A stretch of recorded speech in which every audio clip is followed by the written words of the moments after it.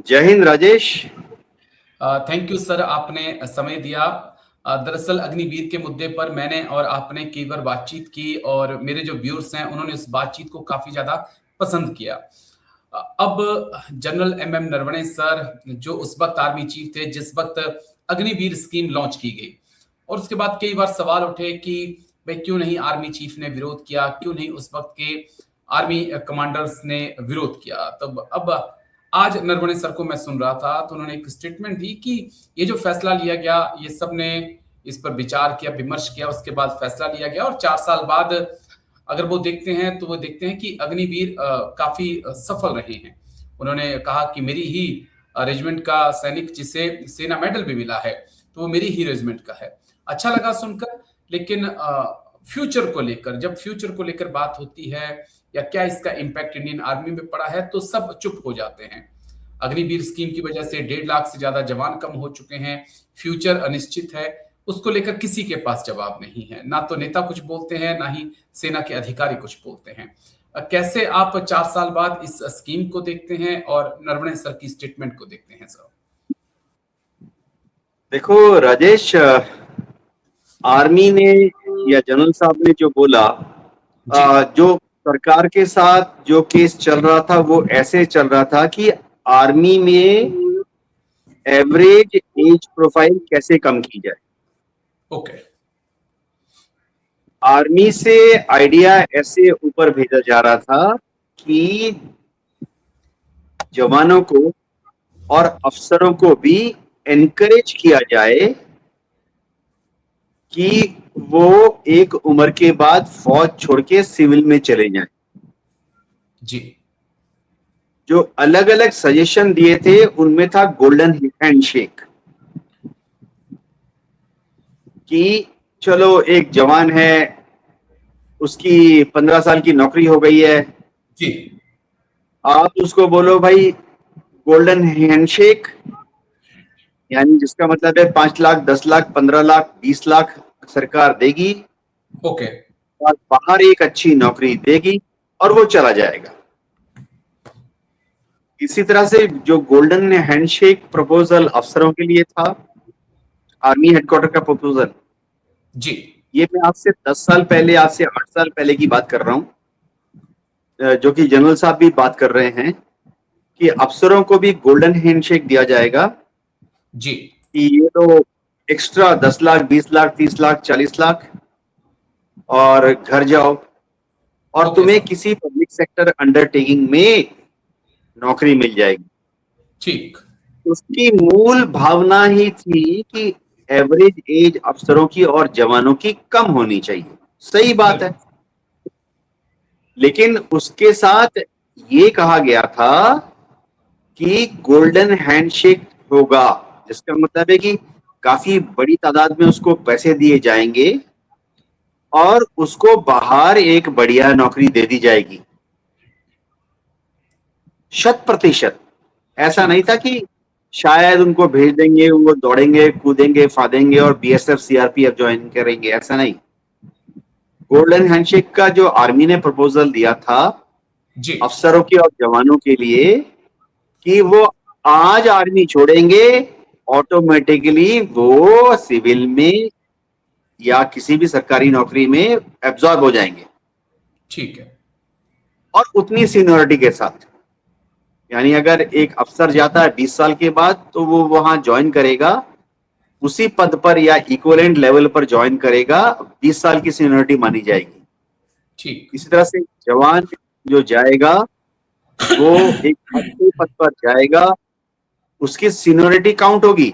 समझिए वो किसी भी सरकारी महकमे में जाता है, बीएसएफ सीआरपीएफ में भी जाता है, तो उसकी सीनियरिटी काउंट होगी। लेकिन सरकार ने आर्मी की हेडक्वार्टर की इस मूल भावना को ऐसे घुमाया कि 4 साल में आउट कर देंगे। ओके। अब ये भावना कैसे आई ये समझाना चाहता हूं। आज से 10 साल पहले, 8 साल पहले, 6 साल पहले मिनिस्ट्री ऑफ डिफेंस से बड़े सारे पदाधिकारी इजराइल गए। ओके। दर्जनों। और शायद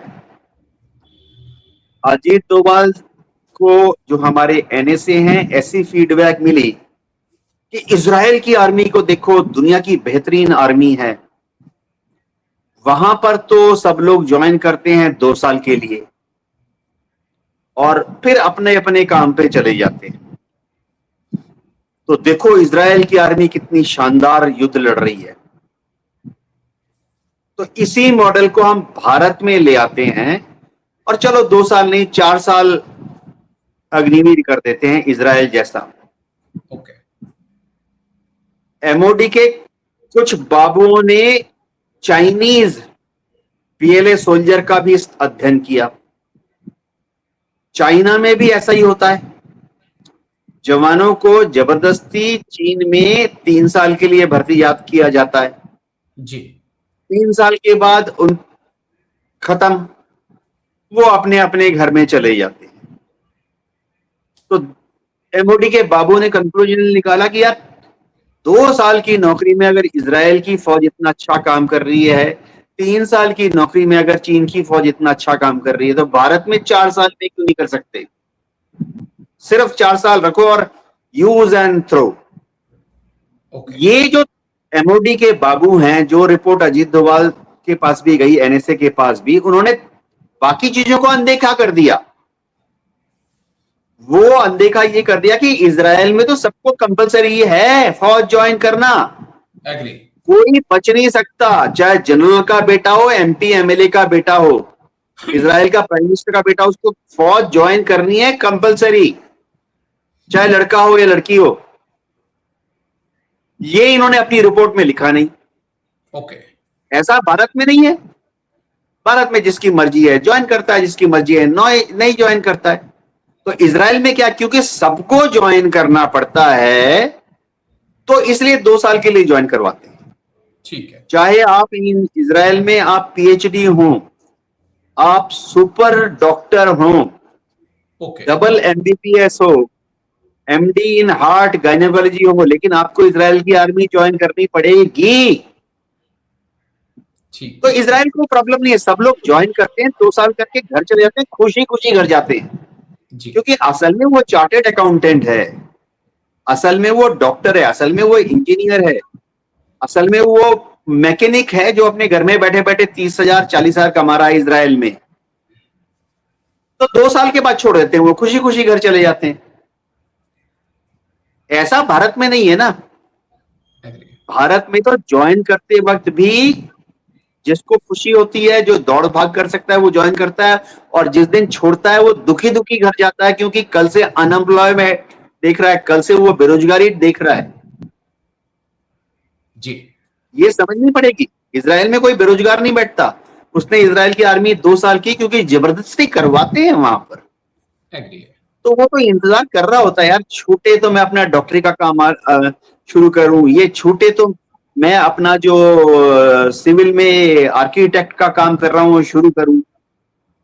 ऐसा भारत में नहीं है ना। जिस दिन आपको छोड़ा वो रास्ते में आ गया, गन्ने की दुकान में रस निकालेगा। एग्री सर, यही यही यही दूसरी सच है। चीज, चीन की स्टडी इन्होंने की कि चीन में महज 3 साल के लिए लेते हैं। अब मैं आपको बताता हूं, चीन में शुरुआती दौर में 1 साल के लिए लेते हैं। ओके। ये एमओडी की रिपोर्ट में नहीं है, मुझे मालूम है। पीएलए के जवान 1 साल के लिए ज्वाइन करते हैं, फिर छोड़ देते हैं। जो चाहते हैं वो 3 साल तक रहते हैं, फिर छोड़ देते हैं।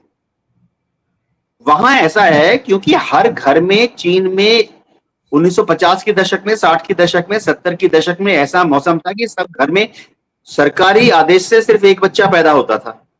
ओके।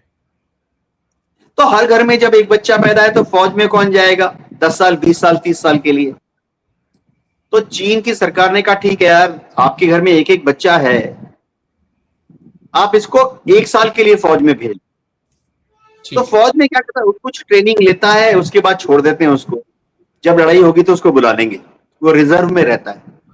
अब इस चीज को एमओडी की रिपोर्ट ने अपनी रिपोर्ट में डाला नहीं। ओके। कि चीन में हर बच्चा फौज छोड़ के जिस दिन घर जाता है वो अपने माँ बाप का इकलौता बेटा होता है। जी। तो जब जाता है माँ बाप की सारी जायदाद, माँ बाप ने इसको जो पढ़ाया लिखाया वो सारी पढ़ाई लिखाई, उसने जो बनना है प्राइवेट में सरकारी नौकरी में बन जाता है, लेकिन माँ बाप का एक बेटा है तो घर चला जाता है। हमारे यहाँ तो ऐसे नहीं है ना, हर घर में 5-5 6-6 बच्चे हैं, और हमारे यहाँ हर घर में माँ बाप के पास संभव नहीं है कि 5-6 बच्चों को इतनी जायदाद छोड़ दें, जो कि अगर एक बेटा होता तो चीन की कंडीशन हमारी जैसी नहीं है।